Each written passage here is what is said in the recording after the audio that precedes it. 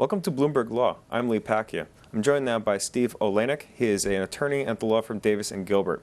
As part of his practice, Steve provides advice to pro athletes. With the NBA and NFL players locked out, Steve is a busy man. Welcome. Good to see you again. Thanks for taking some time out. Glad to be here. So what are you telling your clients these days? Well, obviously, one of the most important things is to save. So I think a lot of these guys, have put plans in place to actually save some money, take out insurance, and pretty much save for the future. Right. We've been following the negotiations closely here at Bloomberg. One interesting development came out on the NBA side last week. Deron Williams and Kevin Durant, two star athletes in the league, have said that they would be open to the idea of playing overseas in the event that there is not an NBA season next year. What does this mean? We haven't heard that on the NFL side, and I think there's good reason for it. First of all, do you agree with the statement? Do you think the NFL we won't see players declaring the willingness to play overseas?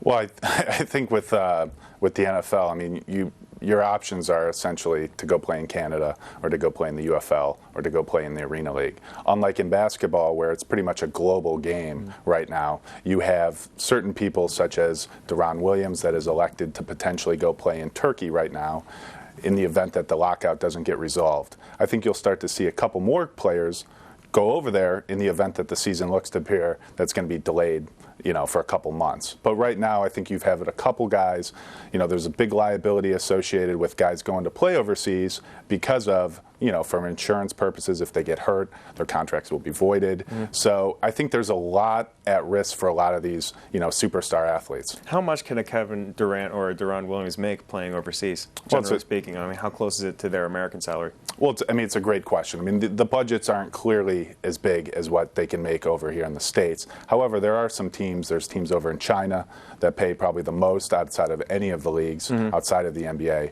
But there's teams in Spain, there's teams in France, there's teams in, all over. All over. So NBA players seem to have options in the event things don't work out here in the United States. What about NFL players? What are they doing now?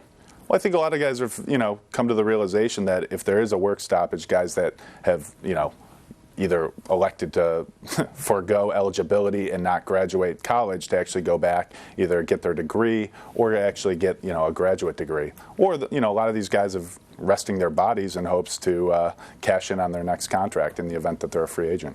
All right, so let's blow out and take a look at the macro perspective. What do you expect to happen in the NBA and NFL negotiations? What's the likelihood we're going to see both sports played next year? Well, I think, with the NFL, I mean, it's been reported, hopefully July 21st is the day where hopefully a collective bargaining agreement gets ratified. Right, they're down to two main issues there, right. The rookie wage scale and what was the other? Free agency. Right. So I think we're going to start to see that agreement hopefully ratified. Obviously then you'll have July 25th, undrafted rookies are able to sign then, and then July 28th, the free agency period actually starts. So after that, I think, you'll start to see the momentum, guys reporting to training camp and whatnot, deals negotiated, and then from there, hopefully we'll see the start of the season on time. Now, different dynamic in the NBA. Obviously, the players have leverage, being able to say that they can go get good money elsewhere. Is that going to change the way those negotiations go? Is that going to speed up the proceedings or potentially put them at a deadlock? Well, I think, right now it's really still so early in the process with the NBA. I think as you start to see more guys potentially going to play overseas, I think then you might start to see some of the owners shift and say, realistically, some of our key players are players that we actually want to keep on our team. If they go and elect to go play overseas, I think then you might start to see them and say, all right, we'll concede on this point or that point because we need to have a basketball season. We'll have to see how it goes. Steve, thanks so much for coming in. Glad to be here.